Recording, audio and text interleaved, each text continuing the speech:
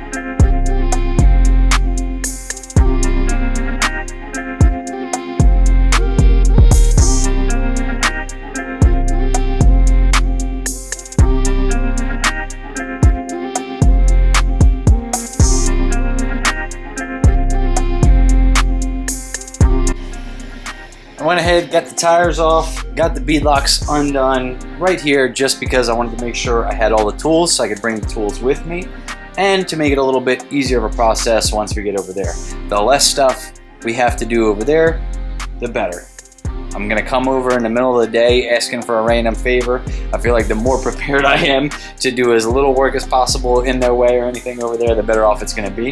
So let's get these things loaded up, and then I have to load up the jack, so I gotta put this car on jack stands so that way we can get the wheels and tires off the Dodger.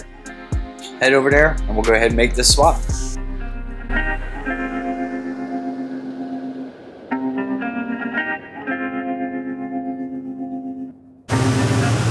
Alright, we're out here at the service center where they were gracious enough to let me go ahead and use the tire machine.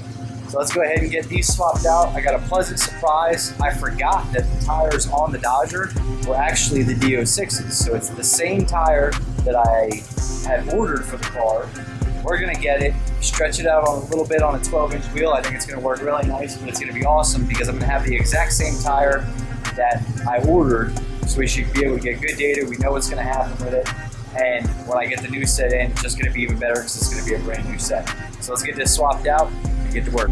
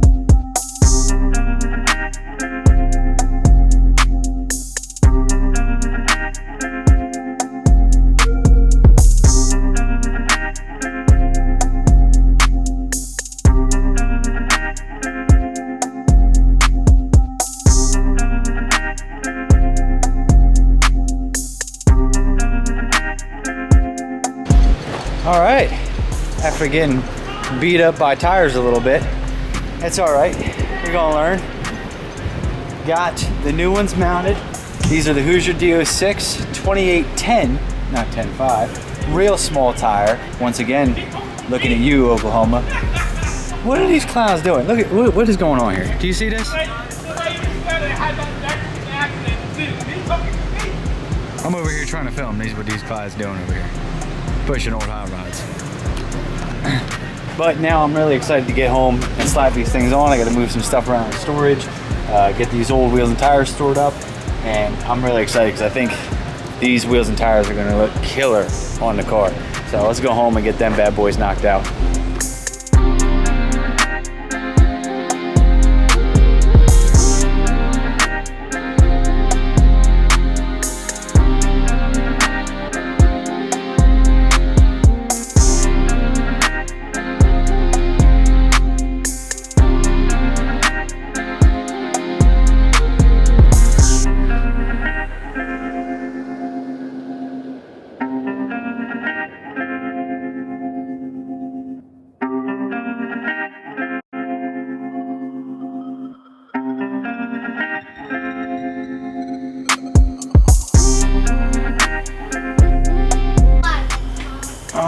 Alright, Meatball, just so you know, you're your chalk. I'm about to start the car up. Worm, come with me. Alright, take the worm, and we're going to fire this bad boy up and see if we can't start breaking into gears.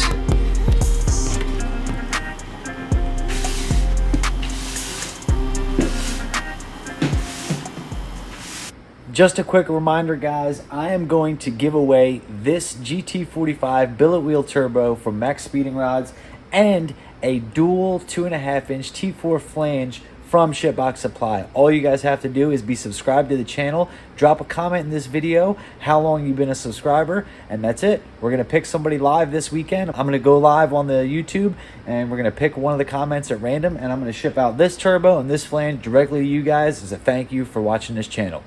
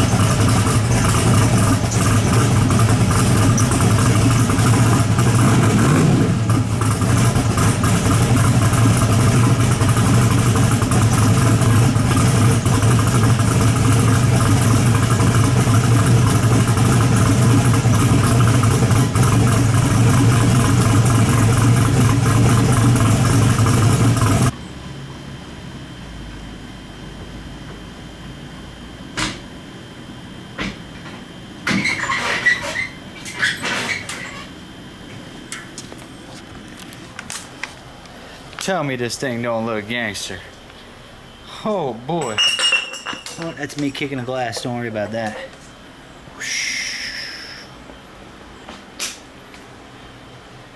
Gangster, look at that. Man, that's some good stuff right there.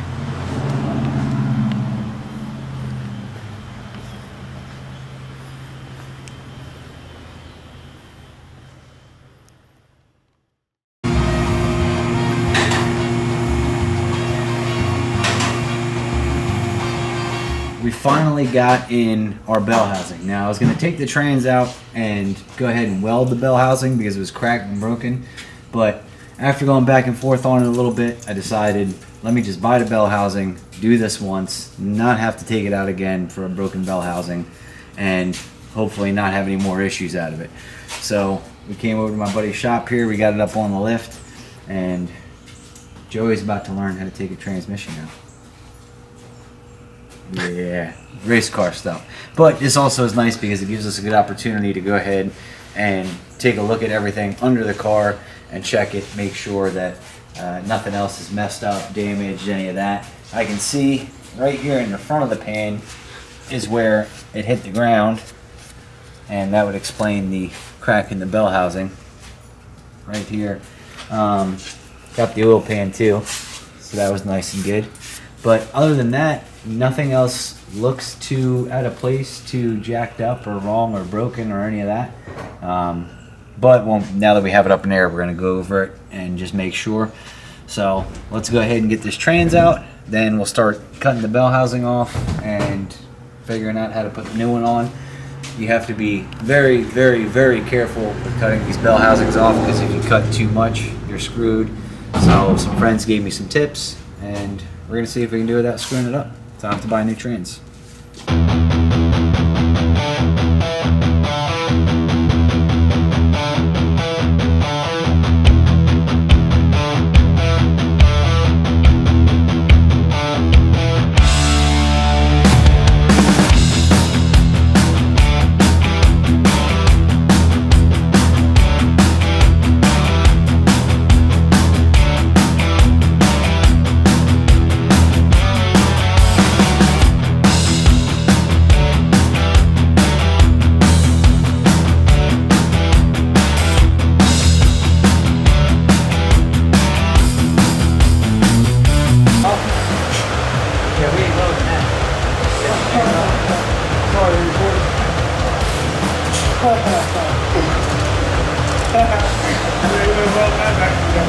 I mean, we could have welded it.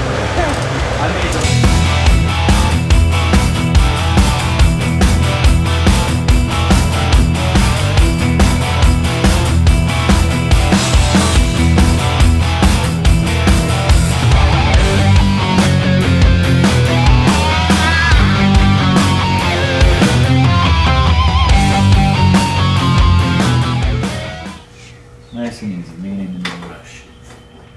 Now you will go ahead and step on it. There's another piece of the bell housing. All right. I think I made the right choice buying the bell housing. I told you. You told me that shit. I told you, you better buy the bell housing. I told you. Cause that fucking shit, when they crack. Yeah, we can move it. So, also, now we get to see what we've got. It is an FTI level 4, and it was manufactured February of 17. Oh my goodness, this train is old. MPPB 123, and I forget what this is, but alright, good thing I bought a bell housing, because as you guys can see, that crack that I saw was a little bit more than a crack. That Joker's hot. And I was a little concerned with the converter, didn't really want to move back.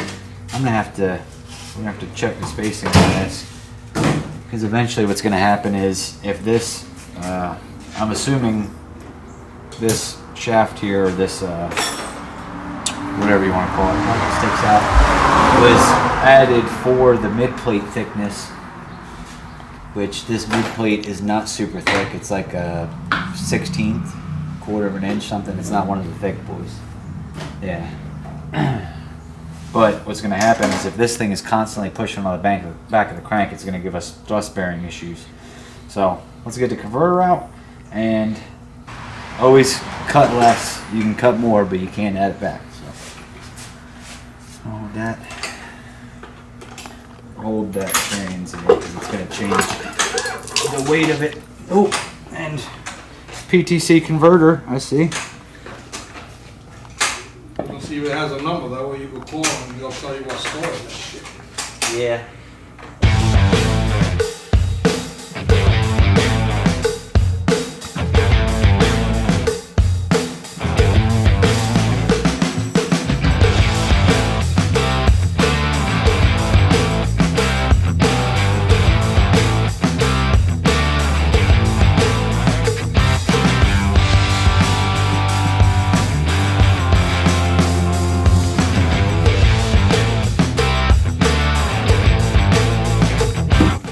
Alright, so what we're going to do... Aluminum, so that's how you do it.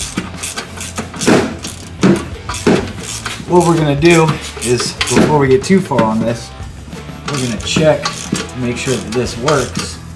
Now then all you gotta do is get a drill bit. the size of that piece that you cut. Yeah. Yeah, and just drill the dowel pin. Oh, drill the dowel pin out. I don't think you're gonna have to. That thing's gonna eat. I don't know, it's getting... Yeah. Yeah, you gotta put the bolt on the top. Yeah. You put a bolt on the top, and it'll go even.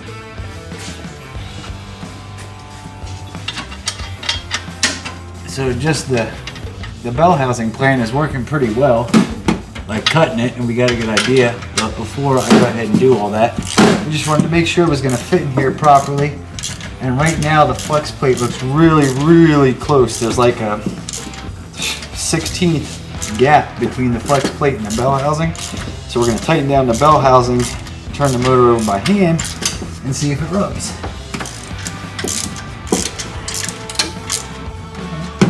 Keep going. I don't like how tight that's getting. Oh, that's it. That's it. Flush. That's fine. The other side now. This side, the bolt just went in nice and easy. Pulled around the dowel pin nice and easy. Yeah, so I can spin that by hand. No, there's a longer extension. Oh yeah, I got it over here.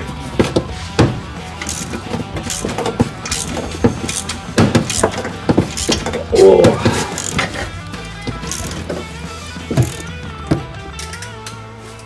Yep. Ooh. Just enough. I mean, when I tell you there's a 16th of an inch, like there's... Even get a piece of paper in there. Yeah. As long as it ain't rubbing. Right, but it ain't touching. Well, once it starts, it'll fucking clear this shit up. Oh, yeah. It'll self-clearance if there's an issue. It'll clear itself. That's a steel flex plate and an aluminum bell housing, so the aluminum will go bye-bye. So you might as well take it out now. Alright, so that's good. So we're good there. We got a little bit more trimming to do on the trains. And then we'll mate that to the trains and put it all back in.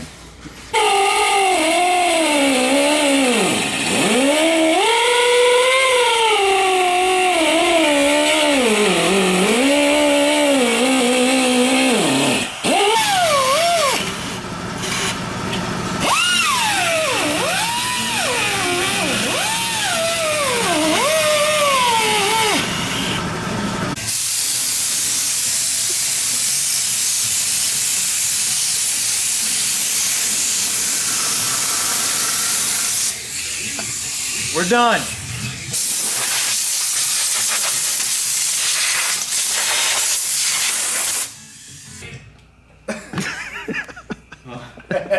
You alright over there? Yeah, we're talking about. Would you hit your head on the thing? No. I lied. I ended up taking this thing apart like, what, 10 more times? Something like that. 10 more times, trimming it, checking it, trimming it, checking it, trimming it, checking it. Finally got it to a point where I think I'm happy with it, and I think it is good to go. It's all, oh yeah, it's all tight. So we gotta take all the tape off, trans goes back in, and we'll be testing in no time. Just make sure there's no cornfields in the way. This motherfucker got jokes. He got jokes.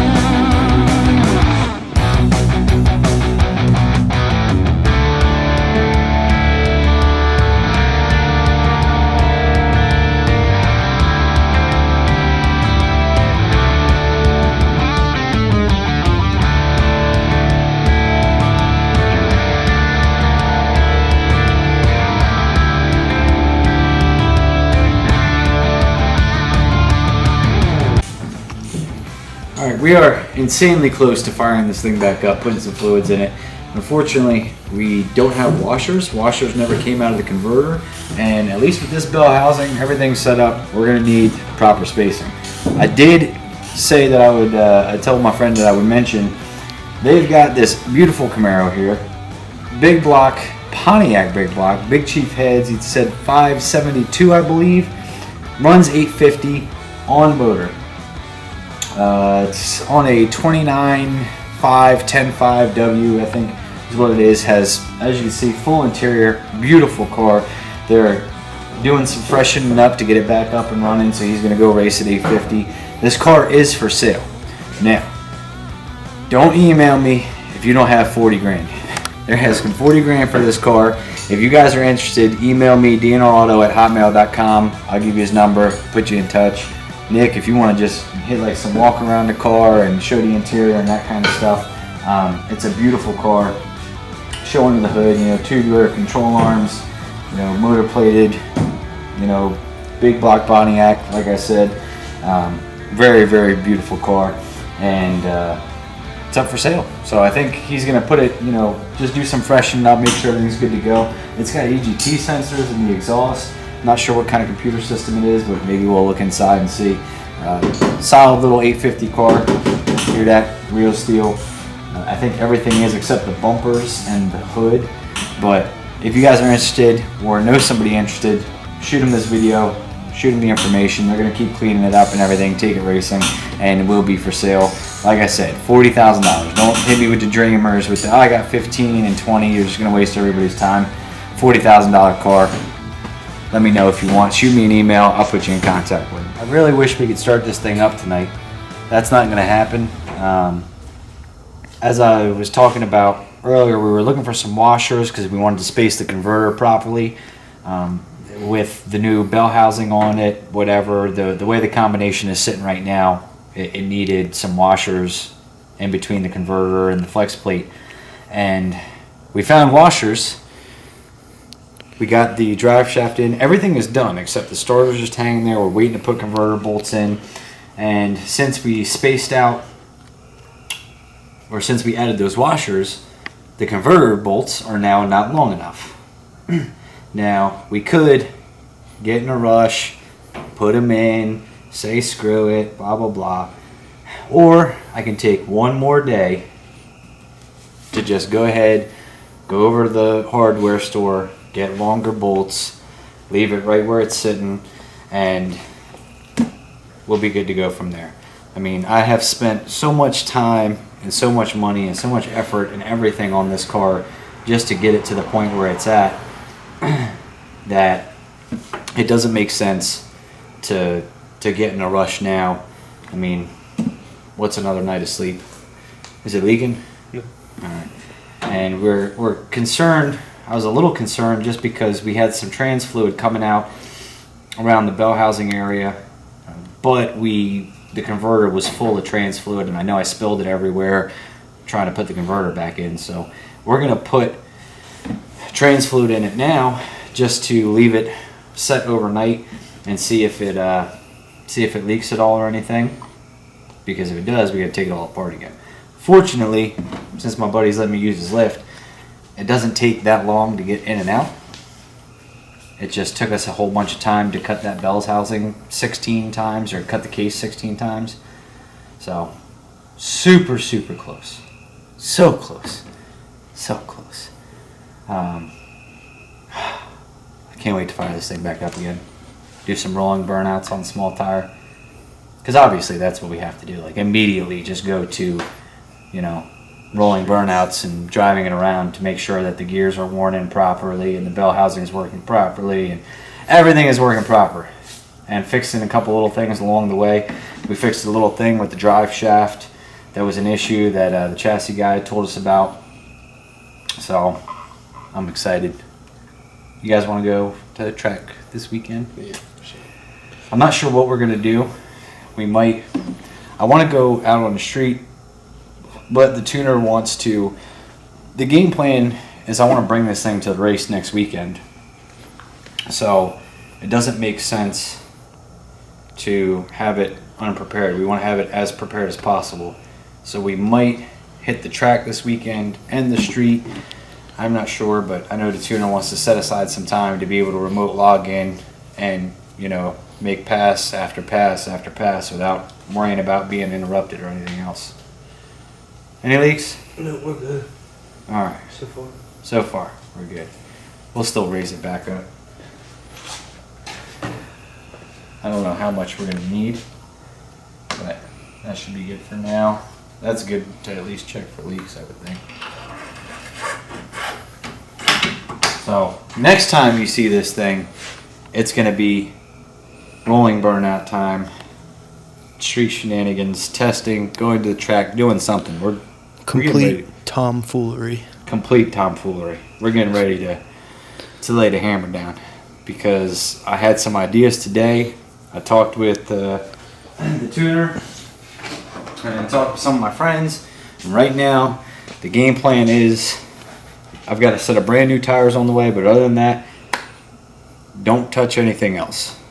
We're going to hold off on absolutely everything and let the car tell us what it needs because we haven't made full complete passes yet in it. So let's get to that point, and then if that's the case, we get to that point, everything's working, you know, we can turn it up, we can do other things. Maybe we'll go ahead and buy head studs and gaskets and put head studs on this motor, maybe the intercooler, you know, any number of things.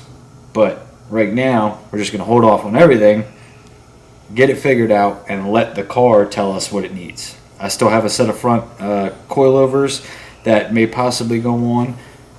We're just going to hold off. Bam. Work on it nice and slow, get it figured out. You know, I plan on taking it to the SHITBOX race. I'm not trying to light the world on fire or anything. I just want to have the car there. I want to be able to make some passes, maybe garage races, maybe jump in one of the classes. I'm not sure yet, but I want to have it there with me after all this hard work we've been doing. So let's get it up.